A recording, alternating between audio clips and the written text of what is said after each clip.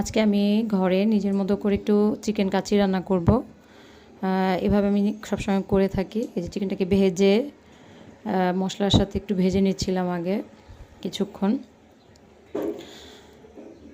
আমি নিজের মতো করেই কাচ্চি রান্না করি, আলহামদুলিল্লাহ ঘরে সবাই পছন্দ করে।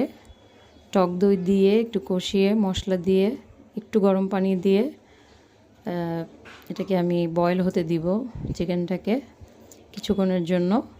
আর এদিকে আমি গরম পানি করে পানি ফুটিয়ে নিয়ে তাতে একটু তেল দিয়ে, সামান্য একটু তেল দিতে হবে যাতে চালটা ঝরঝরা থাকে। আমি বাসমতি চাল দিয়ে আজকে কাচ্চি রান্না করবো, বাসমতি চালটাকে আর কি বয়েল করে নিতে হবে, এই জন্য দিয়ে দিলাম।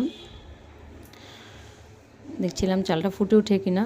তো ওই ফুটন্ত পানিটাই আবার একটু তুলে রাখছিলাম যে যখন কাচ্চিটা দমে দিব কিছুক্ষণের জন্য, ওই সময় পানিটা একটু দিলে আর কি কাচ্চির টেস্টটা ভালো হয় আর কি।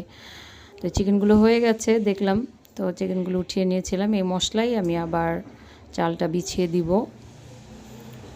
তো যেভাবে কাচ্চি করে আর কি মোটামুটি ওইভাবে তো আর ফুল রেসিপি ফলো করা যায় না। আমরা নিজের মতো করে একটু ঘরে যা করা হয় আর কি, ঘি দিয়ে একটু বেরেস্তা দিয়ে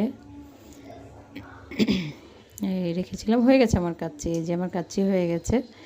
আমি এভাবেই নিজের স্টাইলে এই কাচ্চিটা রান্না করি। বিফ, মাটন, চিকেন সব কিছু দিয়ে এভাবেই আমি কাচ্চি রান্না করি। তো কেমন হলো সবাই জানাবে।